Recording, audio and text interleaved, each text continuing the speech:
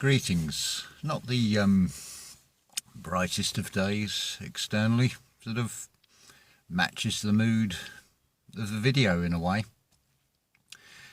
It's sad when you get someone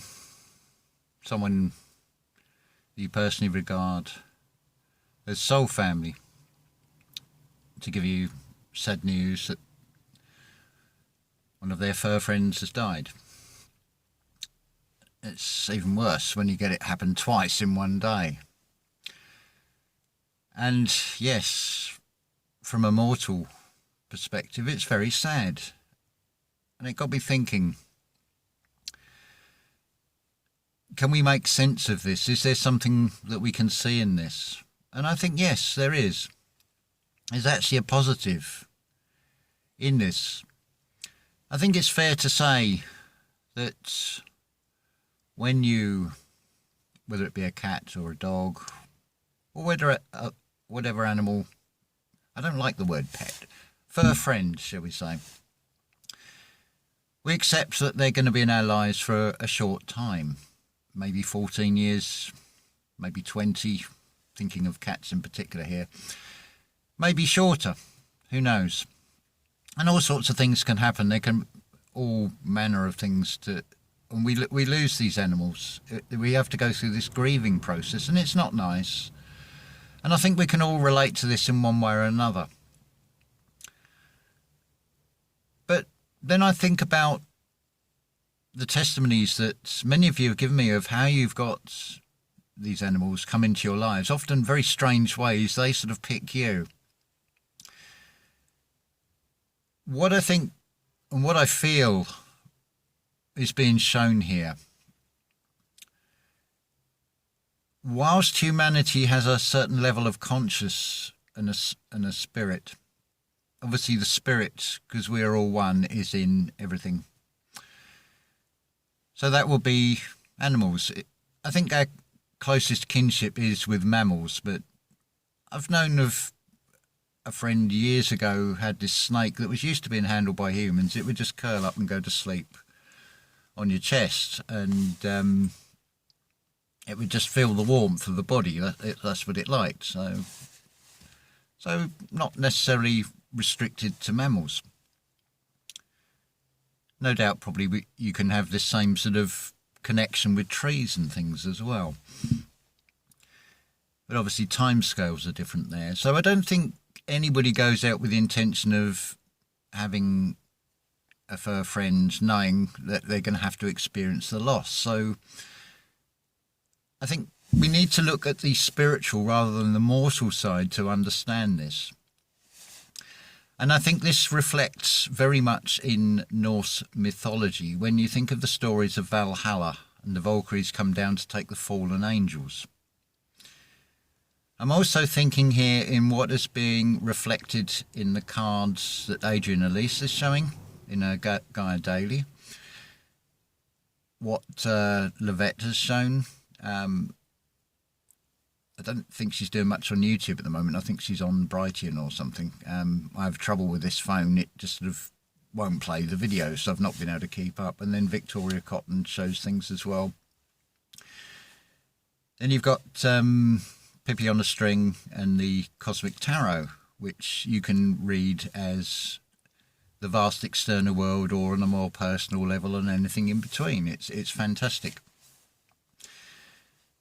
So going back to with this loss of pets, if you look at this from the spiritual side of it, and I'm sure you can all relate and have all got very individual stories of your interaction with your fur friends. They are, I feel, sent to you to help guide you.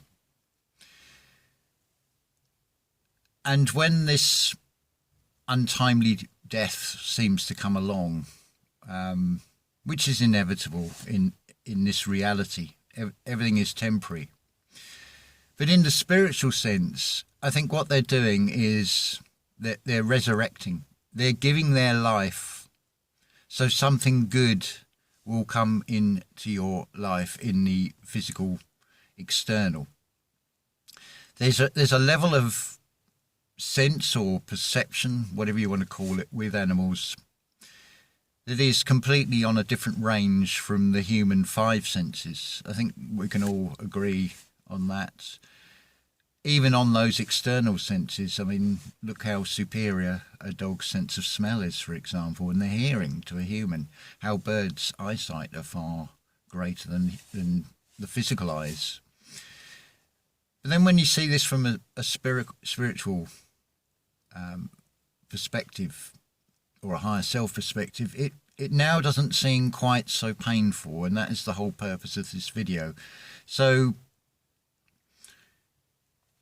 yeah, I'm hoping this will at least bring, for those of you that are currently affected by this,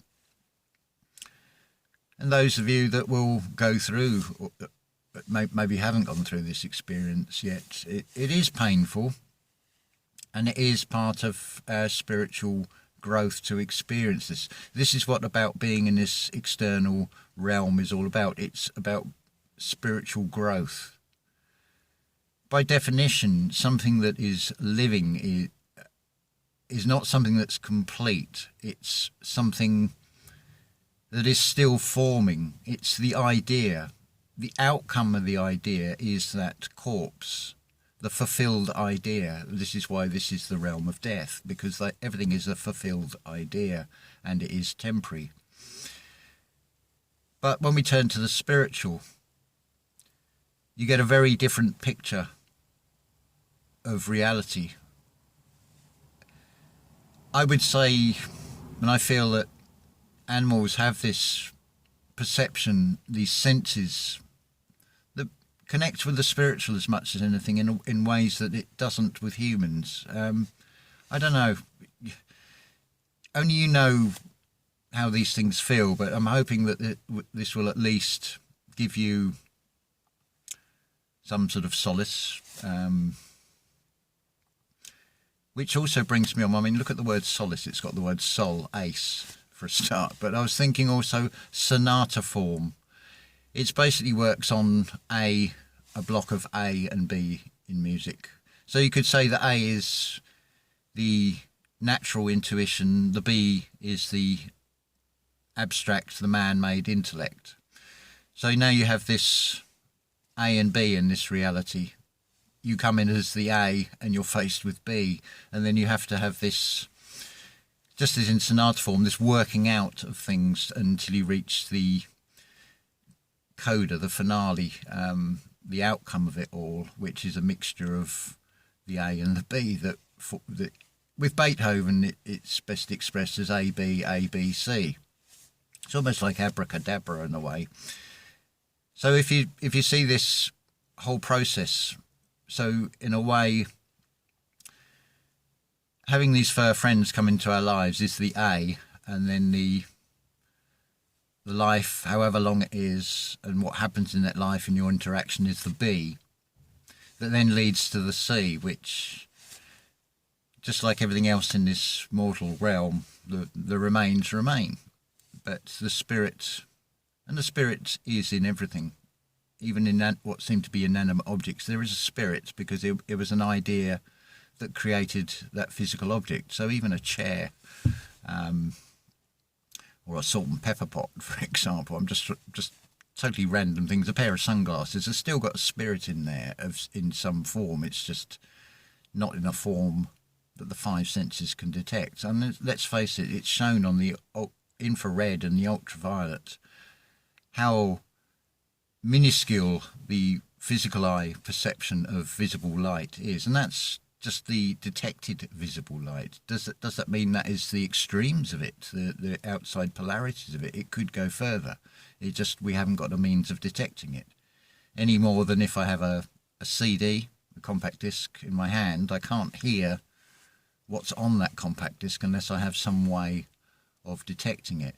So it's all about opening up the senses, and I am finding this magic, this wonder. Looking at trees, for example, I have this awareness of the life of it, but it's the spirit behind that is coming forth. and this is what I also want to impart and try and share, and hope it will give you a new perception on things, so you can start seeing it, because it is wonderful. It is a game changer. I mean, talk about archangels. Well, what is the arc? Is it as an arcade? Is it? I mean, if you think of it, your higher self is really playing like a Pac-Man game, the sort of things you'd have in the entrances of cinemas and chip shops and things and Space Invaders, and you're just operating a character, which is your lower self in this form, and not just one, of course, because there is no time in the sense of like past and present. It's all happening simultaneously. It's like I said on that previous video, the atomic cloud, where it's continuously enveloping and folding in on itself and expanding at the same time. And that's what these circles of life, the flower of life pattern that we do. We're all interacting, but like I said, you're not putting up a resistance to it. So your arms aren't out, they're down by your sides, as it were. So you're weaving, being wise as serpents, but you're not going out there with an intent of something horrible, wishing something horrible on other people to obtain what you desire. You're trying to do it as gentle as a dove. So yeah, a bit of a heavy one. So I am sorry that you're feeling this loss, and I hope that does hopefully cushion the blows of it and give you a new perception that, yeah, but look at the good times you've had, no matter how long or short, with these fur friends. They've come into your life for a reason, normally with a strange story. And there's also there's always, think of life as being like a book. A life is a file and a book is bound, and we're bound in this reality. So that is a chapter that closes, but the potentiality of what comes in that next chapter in this ongoing story. That's the way I think it is best to look at it, and embrace it all. Embrace, like I experienced the other day, what is adrenaline, and the system programs you to think that's fear, and it's not. It's your human. This is the power within us, and it goes out like a shockwave. I almost saw it. It was like a ripple. You know, like when you put a pebble into a pond and you get the ripples go out. It was like that. It was incredible, and it's like, that's what it is. Again, that's all coming with this, and I'm really grateful for being shown things in new ways, seeing things through a new eye, as it were. And yeah, there's no fear, there's nothing to worry about out there. Things look painful, things look horrendous, and we can go through painful experiences, but just embrace them, because they're not actually that painful. They are just experiences that is all part of the spiritual growth. If you think about some seeds, they're going to grow in the ground, and look at we've only got to look down this road. We've got tarmac and we've got stone, but somehow that grass has managed to push through to the light, despite having that obstacle put in the way, and fairly solid obstacles. And you just got to look at cracks in concrete and how you get certain types of tree will just seem to thrive on growing out of brick, for example. The most unlikely things can grow and can happen. But then when you see this, and you get an awareness and a sense of the spirit that is behind that physical external, that's when you really see the magic. Love to you all.